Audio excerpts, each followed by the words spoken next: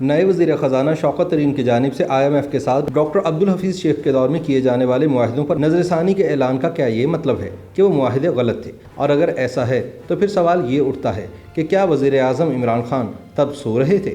یاد رہے کہ وزیر خزانہ شوکت ترین نے کہا ہے کہ بین الاقوامی مالیاتی فنڈ یعنی IMF کے ساتھ طے پانے والا موجودہ پروگرام ملکی مفاد کے خلاف ہے، لیکن چونکہ پاکستان اب اس میں سے نکل نہیں سکتا، اس لیے اس کے طریقہ کار میں تبدیلی لائی جائے گی۔ اسلام آباد میں پریس کانفرنس کرتے ہوئے ان کا کہنا تھا کہ موجودہ IMF پروگرام بہت مشکل ہے۔ IMF نے سخت شرائط رکھی جن پر اتفاق کر لیا گیا، لیکن ان کی سیاسی قیمت بہت بھاری ہے۔ ان کا کہنا تھا کہ اب ہم IMF کے پروگرام سے نکل نہیں سکتے، اس لیے ہم نے IMF کو کورونا کی تیسری لہر کا حوالہ دے کر اس سے رقم واپسی میں سہولت مانگی ہے۔ وزیر خزانہ کا کہنا تھا کہ ہمیں IMF کو ثابت کرنا ہے کہ ہم جو اقدامات اٹھائیں گے اس سے پیسے بنا سکتے ہیں۔ اس بات کا مطلب یہ ہوا کہ اب عوام پر مزید ٹیکسز لگیں گے تاکہ ان کی کمائی سے حاصل ہونے والے پیسے IMF کو دیے جا سکیں۔ تاہم ناقدین سوال کر رہے ہیں کہ جس وقت IMF کے ساتھ ڈاکٹر عبدالحفیظ شیخ یہ معاہدے کر رہے تھے تب وزیر اعظم کیا کر رہے تھے؟ حکومتی ذرائع کا کہنا ہے کہ یہ معاہدہ ہونے کے بعد اس کے منفی اثرات وزیر اعظم کے نوٹس میں آئے تو انہوں نے فوری طور پر عبدالحفیظ شیخ کی چھٹی کروانے کا فیصلہ کیا، لیکن ناقدین کہتے ہیں کہ عوام کا نقصان تو ہو چکا، اب ڈاکٹر عبدالحفیظ شیخ گھر جائیں یا شوکت ترین آئیں، کیا فرق پڑتا ہے؟ یاد رہے کہ نئے وزیر خزانہ نے کچھ روز قبل قائمہ کمیٹی میں IMF کے ساتھ طے پانے والے پروگرام کی شرائط پر نظر ثانی کا کہا تھا، جس کے تحت بین الاقوامی مالیاتی ادارے نے پاکستان کو $6 ارب کا قرضہ فراہم کرنا ہے۔ اس پروگرام کے تحت پاکستان اب تک $2 ارب کا قرضہ وصول کر چکا ہے۔ ماضی میں 2 مرتبہ بطور وزیر خزانہ ناکام ہو کر راہ فرار اختیار کرنے والے شوکت ترین نے IMF پروگرام کی شرائط کو ملک کے لیے سخت نقصان دہ قرار دیا ہے، جن کی وجہ سے معیشت متاثر ہو رہی ہے اور عوام پر بہت زیادہ بوجھ پڑ رہا ہے، جس میں خاص طور پر بجلی کے نرخوں میں اضافے کی کڑی شرائط شامل ہیں۔ واضح رہے کہ جولائی سن 2019 میں پاکستان اور IMF کے درمیان ایکسٹینڈڈ فنڈ فیسلٹی کے معاہدے پر دستخط ہوئے تھے، جس کے تحت $6 ارب کا قرضہ بیرونی ادائیگیوں اور پائیدار معاشی ترقی کے لیے دیا جانا ہے۔ تاہم گزشتہ سال فروری میں یہ پروگرام اس وقت التوا کا شکار ہوا جب توانائی کے شعبے میں نرخوں میں اضافے پر حکومت پاکستان نے وقت مانگا اور پھر کورونا وائرس کی پہلی لہر کی وجہ سے اسے ملتوی کرنا پڑا۔ اس سال فروری میں یہ معاہدہ بحال ہوا اور مارچ میں پاکستان کو $50 کروڑ قرض کی قسط جاری کی گئی، جس کے ساتھ پاکستان کو مجموعی طور پر $2 ارب کی رقم IMF سے وصول ہو گئی۔ تاہم اپریل کے مہینے میں IMF کے ساتھ معاہدہ کرنے والے پاکستان کے اس وقت کے وزیر خزانہ ڈاکٹر عبدالحفیظ شیخ کو وزارت خزانہ سے ہٹا دیا گیا۔ وفاقی وزارت خزانہ کا قلمدان کچھ دن حماد اظہر کے پاس رہنے کے بعد بینکر شوکت ترین کو پاکستان کا نیا وزیر خزانہ لگا دیا گیا، جو ماضی میں اس پروگرام کی شرائط پر تحفظات کا اظہار کر چکے ہیں۔ قلمدان سنبھالنے کے بعد اب انہوں نے اس معاہدے پر نظر ثانی کا کہا ہے۔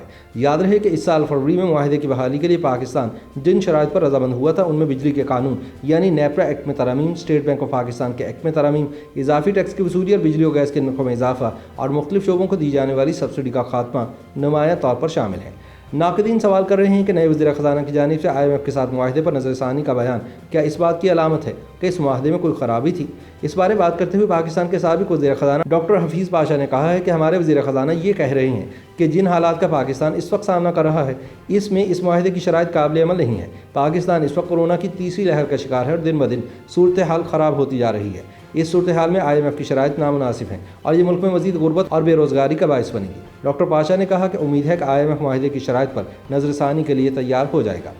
ماہر معیشت ڈاکٹر پرویز طاہر نے اس پر تبصرہ کرتے ہوئے کہا کہ اس کا مطلب یہ ہے کہ جب شرائط پر اتفاق کیا گیا تھا تو اس وقت حالات کچھ اور تھے اور اب بدل چکے ہیں، جس کی وجہ سے ان شرائط کو پورا کرنا ممکن نظر نہیں آتا۔ ڈاکٹر پرویز نے کہا کہ اول تو پاکستان کو اس پروگرام میں جانا ہی نہیں چاہیے تھا، کیونکہ اگر مشکلات تھیں تو اس کا حل خود نکالنا چاہیے تھا۔ فوج اور سول بیوروکریسی کے اخراجات کو کم کرتے اور کم سے کم درآمدات کی اجازت ہوتی۔ پرویز نے کہا کہ وفاقی وزیر اسد عمر کو وزارت خزانہ سے ہٹانے کا فیصلہ صحیح نہیں تھا۔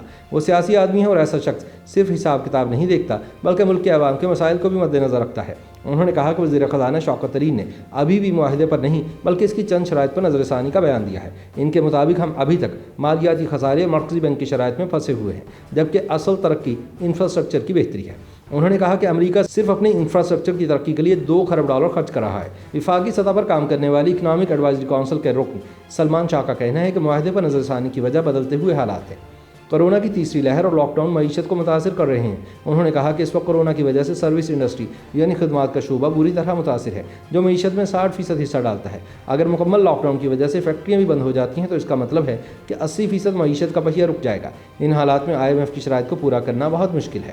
جب ڈاکٹر حفیظ پاشا سے یہ پوچھا گیا کہ کیا تکنیکی طور پر معاہدے پر نظر ثانی ہو سکتی ہے تو انہوں نے کہا کہ ایسا ممکن ہے اور ماضی میں بھی ایسا ہوتا رہا ہے۔ انہوں نے کہا کہ ماضی کی بجائے اس معاہدے کو دیکھا جائے تو اس پر پچھلے سال فروری میں نظر ثانی ہوئی تھی جب یہ التوا کا شکار ہوا تھا اور پھر کورونا وائرس کی پہلی لہر کی وجہ سے اسے کئی ماہ تک تاخیر کا شکار ہونا پڑا۔ انہوں نے کہا کہ IMF سے معاہدے پر دوسری نظر ثانی کے بعد کورونا وبا کے باعث ہنگامی حالات پیدا ہو گئے تھے تو اس معاہدے کی بعض شقوں پر عمل نہیں ہو سکا۔ ڈاکٹر پاشا نے کہا کہ نواز لیگ دور میں IMF نے کافی رعایتیں دی تھی، اس کے تحت جب کوئی ملک کے خاص عرصے میں شرائط کے تحت کوئی ہدف پورا نہیں کرتا تو اگلے ریویو میں سے سخت فیصلے کرنا پڑ سکتے ہیں، تاہم IMF ایسا کرنے کو نہیں کہتا۔ ڈاکٹر پاشا نے کہا کہ اگر مجموعی طور پر دیکھا جائے تو وہ صرف اتنا ہی کہیں گے کہ IMF پروگرام معاشی کی بجائے سیاسی پروگرام ہوتا ہے۔ YouTube پر گوگلی نیوز دیکھنے کے لیے youtube.com کی سرچ بار میں گوگلی نیوز TV ٹائپ کریں۔ گوگلی نیوز کے پیج پر سرخ رنگ کے سبسکرپشن والے بٹن پر کلک کرنا نہ بھولیے۔ YouTube پیج پر اپلوڈ ہونے والی ویڈیوز سے باخبر رہنے کے لیے بیل آئیکن پر کلک کیجیے۔ آپ کو ہر نئی ویڈیو کے بارے میں نوٹیفیکیشن موصول ہو جائے گا۔